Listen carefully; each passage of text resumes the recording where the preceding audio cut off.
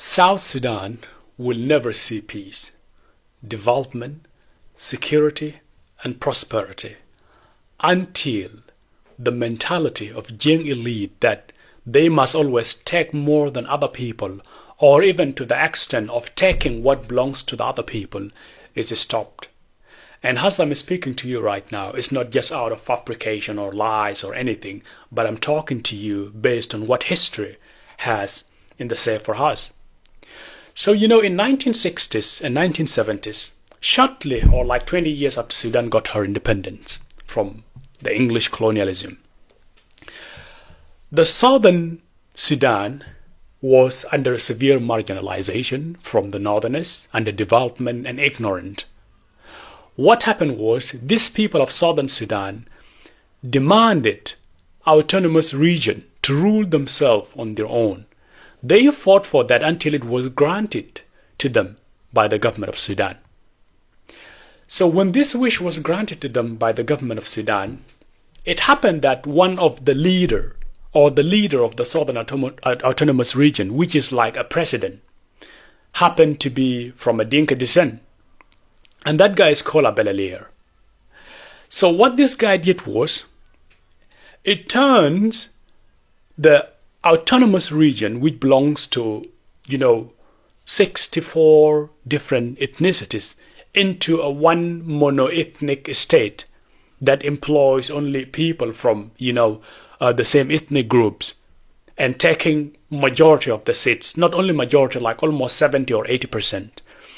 All the resources, almost 80 or 70% goes to them. And that led into so much outrages from the people of Equatoria and some people from the Upper Nile region, and even in Bahr el-Ghazal, because all these people share this common, system of governing themselves. And then when the people of Equatorian outrage, that is the reason today we have three regions, which is Upper Nile, Bahr el-Ghazal, and Equatoria. These people say that we don't want to be marginalized or to be, treated unfairly by the government of the Southern Autonomous Region. So we need the Autonomous Region of Sudan to be taken back into, of South Sudan to be taken back into Sudan. We don't want it anymore because it doesn't represent us. And of course, as majority of people speak, with the exception of the Dinka, the government of Sudan, yes, that is democracy. He dismantled the Southern Autonomous Region and divided the Southern Sudan into three regions, which is Bahr el-Ghazal, Equatoria, and Upper Nile.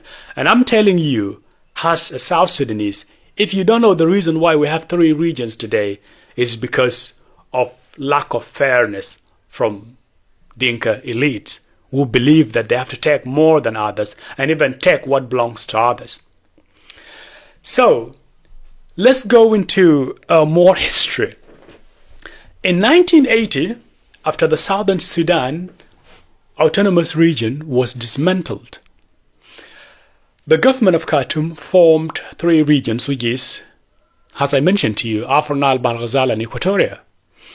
And then because of that, the Dinka elite, including the people who were, working in that government of Southern Region, didn't feel happy about that. And what they did was they mobilized, some people, especially, Dinka people that they saw brightness in them, that they saw that could, foster their mentality and their ideology. And they found Garang. Garang used to work with the government of Sudan, and then they called him in. When he came, they founded what's so-called the SPLM, SPLA. So SPLM, SPLA came in 1983. When it came, it first merged together with what is known as Anyanya 2, in which Carbino Kwanyin was part of, in which Samuel Gaitur was part of as well, like the top protagonist. Leaders of the Anyanya 2. So most of those people are, fostering this idea that, okay, we want a Sudan that is fair and we want an autonomous region, more autonomous, which is like an independent state. So what happened when Garang came, with his other people that follows him, because he has like colleagues as well from different part of South Sudan. They, had conflict with the people of the Anyanyas, and then they fought, and they killed many top, leaders of the Anyanyas, and they became, the, permanent political movement in the southern Sudan. So one of the people who were with Garang was William Nyonbany, who was his like close friend. I believe they were in the U.S. together, or in Egypt. I don't know, somewhere like that. So what happened was, when they found the SPLM, they caught many top intellectual and political leaders, and even military leaders who have, the capacity to think and refuse what is not right for the people of Southern Sudan. They jailed some of them and they killed some of them. So what happened was, the SPLM was like, this entity that became an oppressive force toward the people of South Sudan, and a pleasing force toward, the people of the Northern Sudan. Because it advocates for like, one Sudan, and then we want this and we want that. But in the southern part of region, this is not what it implements. It implements division, killing, massacres. And that was the first massacre and genocide that was committed by the SPLM. It was in 1987, when they targeted the Gaja Nuer in the eastern part of the country along the Ethiopian border. They displaced these people, like hundreds of thousands of people. They displaced them. They were killing them actually, but because they didn't want to die, they escaped into Ethiopia. That is why there's like so many refugees camps in Ethiopia today. It's because of these people in the western part of Ethiopia. So this is the brutalization. The SPLM came with this version of oppression, of this version of, abusing, the values, of this people of the southern Sudan. They brought rapes as weapon. They brought plunder, robbery, to justify that they are people who are fighting for liberation struggle. But in fact, they weren't. They were like having different agendas and ideas of, recruiting children as young as 7 years of age, 8, 10, even sometimes 6. And then they would, brainwash this kid and dog whistle to them that anybody with cattle is like a bourgeoisie. You understand that? So it's like that mentality of communism. They brought and then implemented in a different version. And then there was a conflict, between the movement and the social societies who existed there, because the new form of values and morality are different to what they have. And then there was a lot of conflicts between the movement and the people. And again, the movement too doesn't represent the rights and what people need. It represents completely different things. It just plundered them, raped them, killed them, displaced them, instead of protecting them, while they call themselves Sudan People's Liberation Movement. And the reason why they formed this movement in the first place is because the southern people, the people of Blue Nile, the people of Nuba Mountain and Darfur, are believed to be marginalized by the Khartoum regime. So, considering all these facts, the movement have intellectuals, have people who, who knows what is right and wrong. And the movement is split in 1991, where, there's another movement that goes out and calls itself South Sudan Independent Movement, and this movement that remain as the SPLM, and they fought terribly. And I can't say that, this one is too much wrong and this one is too much right, or like who has this or who has that. But the reality is that the nepotism, the segregation, the tribalism in the SPLM led to a split of it. And it is because of the values that the Jiang elite have in believing that they always have to have more than what other people have, or to the extent of where they would think that we need to have what belongs to other people. So they always wish the goodness to be theirs. So that's what brought conflict. Another thing is, in 2013, a conflict broke out, which is the one of the most dangerous civil war in Africa. in South Sudan after it got her independence. And this conflict was brought to life by the fact that the mentality of young elite that they don't want what belongs to others is like crazily colossal. You know, the president of the Republic of South Sudan in 2011, when we got our independence, it became Salva Kiir, who is still the president right now. So he got that seat by hierarchy, you know. And when he got that seat by hierarchy, many political leaders within the SPLM movement endorsed him and they stood with him, believing that, you know, their hierarchy within the movement should continue as well. And maybe it could change a little bit, but as long as he is, you know, the leader of the southern, you know, region, he should just continue being the leader of the Republic of South Sudan before we go to the election. But here is the problem. The young elite knew that the people of South Sudan are going to demand the government to go to election. And if people go to election, who is going to win? Dr. Riek Machar. Dr. Riek Machar is not a young. And then they saw that that's not good for them. And then they said we have to, you know, create problems. We have to create conflict so that we dismantle, even if it leads to, you know, taking the country into civil war. We need to make sure that Dr. Riek Machar doesn't become a leader. Or not only him, but nobody else become a leader. But Dr. Riek Machar was the target by then. Although Dr. Riek Machar was the running mate of Salva Kiir in 2010, when he was being endorsed to become the leader, he's the only one who rallies, who say that Kiir deserved to be the leader because of his hierarchy, number one. Number two, because of that hierarchy, he deserved to lead. Even if it is for like 2 or 3 years, he deserves to lead. They were comrades in the struggle. What happened was, the same guy who endorses him, he wants to kill him, simply because he's not a Jain. He is, you know, a different ethnic group's member. And then that is what led the South Sudan into war. And it is because of the young elite mentality that they should have more than other people, or even take what belongs to other people, because it is Dr. Riek Machar's right to be the president of South Sudan. And just like any South Sudanese, anyone has the right to be the leader. And if it happened that he's the most influential man in South Sudan to become the leader in 2015, and then it could have been. But they said no. And they took country back to war. And they loved that because they became the leader. They maintain their power, they exploit, and they do whatever they want. Okay, let's forget about, you know, Dr. Riek Machar.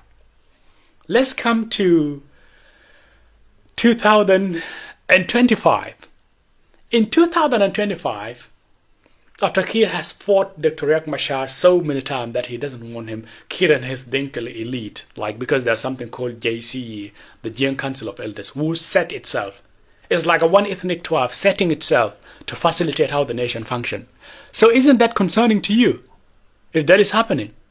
I don't think that happened in Rwanda. I don't think that happened in Ghana. I don't think that happened in Tanzania, where, you know, at least there is peace. I don't even think that happened in South Africa. I don't even think that happened anywhere in the world, unless it happened in countries that are suppressing their people. And of course, if that's what you want, to suppress other people and, you know, make country into a field where there's no uneasiness, there's no fairness, and then you have to do that. And that's what is happening practically in South Sudan. So in 2025, Salva Kiir has a deputy called James Waniga. By hierarchy of the SPLM, after Dr. Riek Machar was chased away and forced to form another movement, he automatically became the second heir to the throne. If it happened, SPLM are, you know, entitled to lead for life. Let's just, you know, assume that if SPLM are entitled to lead for life, as they say, okay, there is like hierarchy within the SPLM. There are heirs there. There is James Waniga, there is Kwalma Nyangjuk, There are so many people that are, following the line. So that means if Kir is gone, James Waniga would have come. But guess what? James was relieved and sacked. And he brought in a Dinka man to replace him. Because he's sick. And he's not trusting that he could live for more years to come. And again, in 2026, the country, as they say, is going to election. And he doesn't want anybody else to go into that election apart from a Dinka man. Do you see that? So, in 1970s, 60s, 80s, in 2005, in 2013, and in 2025, the same elite, the same people, taking the country back to war because of dismantling and holding other people's right. Do you see anything wrong with that? If you don't see anything wrong with that, then it's up to you. I wouldn't force you to see anything wrong with it. Because at the end of the day, it is your future, my future, and our generation's future. So if this mentality of Jiang elite doesn't stop, and then I'm telling you, to be honest with you, South Sudan will split again into several independent state or autonomous state.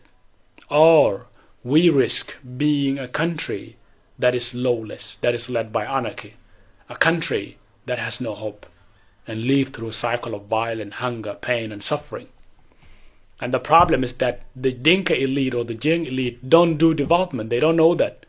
All they know is that just take money and just brag about it.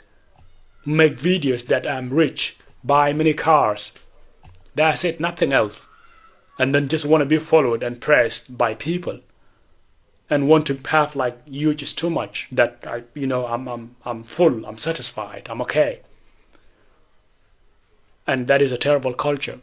So before we finish, this is what I'm trying to explain. And I'm done here. But I will refer you to a historical context. In the 19th century, in the 18th century, which is 1900, what the Dinka elite are like as well, and compared to what they are like now. So there is a reference here. They said in the year 1909, there was a Dinka Wakil Mamur, had Duk Padiet called Fadl al-Mullah, Ismo Fadl al-Mullah. His name is Fadl al-Mullah, his Arabic name, because many Southerners before, who work with the government of Anglo-Egyptian, you must have sometime Arabic name so that you could be recognized. So he, with his police, aided the Dinkas to loot cattle from the Nuer. You understand that? So he aids the Dinka, he gave them guns of that belongs to the government. That's all his wakil.